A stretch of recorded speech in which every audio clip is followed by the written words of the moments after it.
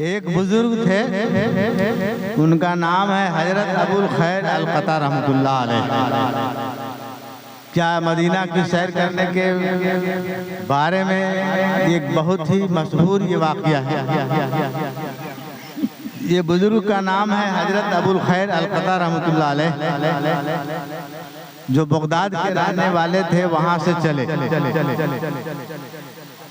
किस्सा यूं है कि जब उनका दिल मचल उठा तो वहाँ से चले और रोजे की हालत में चले। ऐसा नहीं कि खाते पीते जा रहे, बिल्कुल रोजे की हालत में वो चले और 5 दिन का सफ़र तय करते हुए वो मदीना मनव्वरा पहुँचे।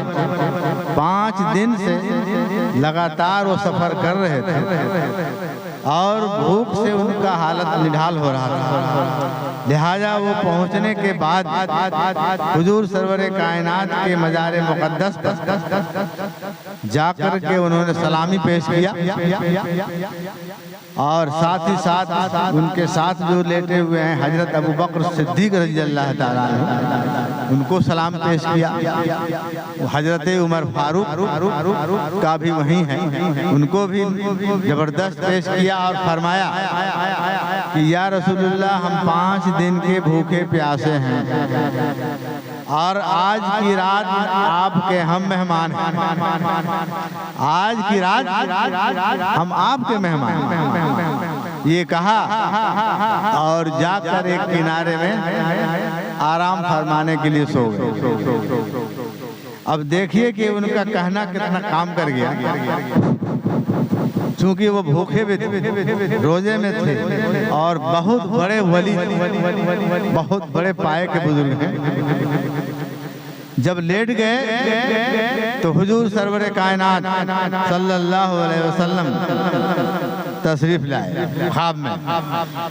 साथ में हजरत उमर फारूक भी हैं, दाहिने जानिब हजरत अबू बकर सिद्दीक़ रज़ियल्लाहु ताला अन्हु भी हैं और सामने हजरत अली करमुल्लाह वजहु भी। ये सब को देखकर ये बिल्कुल बाग बाग हो गए, लेकिन इनको पता नहीं चल रहा था कि हम सो के हैं कि बैठ के हैं। तो हजरत अली करमुल्लाह वजहु ने उनको कांधे पर हाथ रख के और ये एहसास दिलाया कि हुजूर सरवरे कायनात जब तशरीफ ले आए तो आप ताजीम के लिए खड़े हो जाइए। लगता है कि वो बैठे हुए थे, लेकिन बिल्कुल वो एक तरह के मग्न हो चुके थे, मस्त हो चुके थे कि इतने सारे लोगों का दीदार हो रहा है। आखिर बात क्या है? हमारी बात सुन ली गई, इसका मतलब है कि हमारी मेहमानी कबूल होगी। लिहाजा जब उन्होंने जब हिलाया उनके कांधे को हजरत अली करमुल्लाह वजहु ने, तब वो उठ खड़े हुए और हुजूर सरवरे कायनात को बढ़कर दोनों आंखों के बीच जो पेशानी है वहां पर उन्होंने बोसा दिया। जब बोसा दिया तो उसके बाद हुजूर सरवरे कायनात अपने हाथों से एक रोटी निकाल करके उनको पेश की। अब वो रोटी ऐसा रोटी नहीं था जो हम लोग खाते पीते हैं, वो जन्नत का रोटी था। यानी जिस तरह से अभी बनाया जाता है बाकर खानी वगैरह, उससे 1000 गुना बेहतर समझिए। एक रोटी उनको पेश किया गया, इसलिए कि इन्होंने पहले ही कहा था कि आज हम आपके मेहमान हैं। तो हुजूर सरवरे कायनात ने मेहमानी खूब निभाया और एक रोटी उन्होंने पेश कर दिया।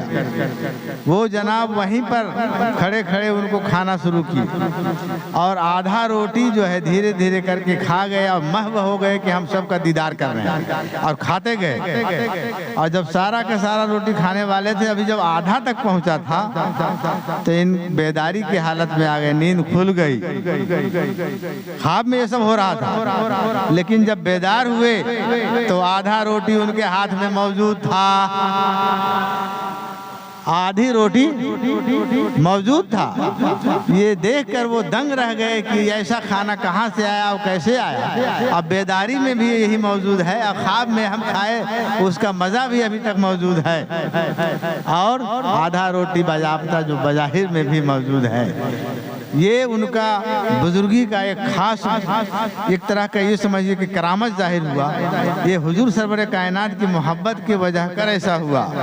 हम लोग तो चाहते हैं कि खाली वहाँ से घूम कर चले आवे, अरे ऐसा मेहमानी पेश किया जाए वहाँ कि खुद उनके हम लोग मेहमान हो जाएं या वो हमारे मेहमान हो जाएं।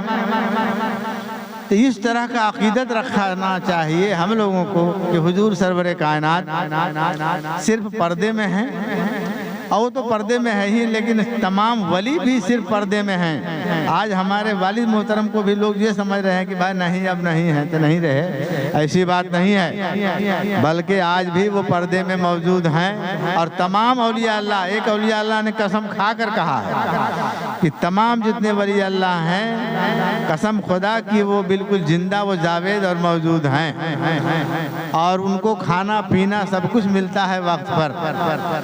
इसलिए हम लोग जहाँ पर आए हुए हैं ये एक जिंदा वली है, और इनके तरह से किसी भी तरह का कोई भी किसी तरह का आदमी अगर ये सोचता है कि अब वो नहीं रहे वहाँ जाके क्या करेंगे, तो ये गलत फहमी में मौजूद हैं। इसलिए बहुत सारे लोग ये सोच कर भी नहीं आते कि दूर जाके क्या करेंगे।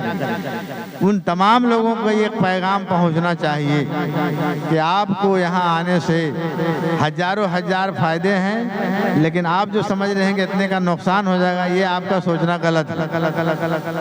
ये आपका सोचना गलत है। यहाँ आइए, फैजाब होइए। अगर आपकी ज़िंदगी बेहतर है और आपका तंदुरुस्ती बेहतर है तब ने आप कमा रहे हैं। अगर आज आपको अल्लाह बीमार कर दे तो क्या कीजिएगा?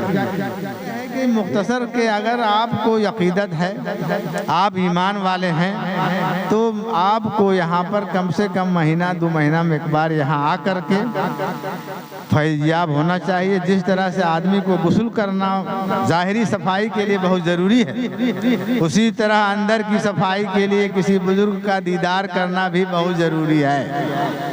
अपने पीर और मुर्शिद का दीदार करना भी जरूरी है, इसलिए कि अंदर की सफाई होगी, और जब अंदर साफ होगा तो बाहर साफ नहीं भी है तो चलेगा, लेकिन बाहर भी साफ रखिए और अंदर भी साफ रखिए तब नहीं चलेगा।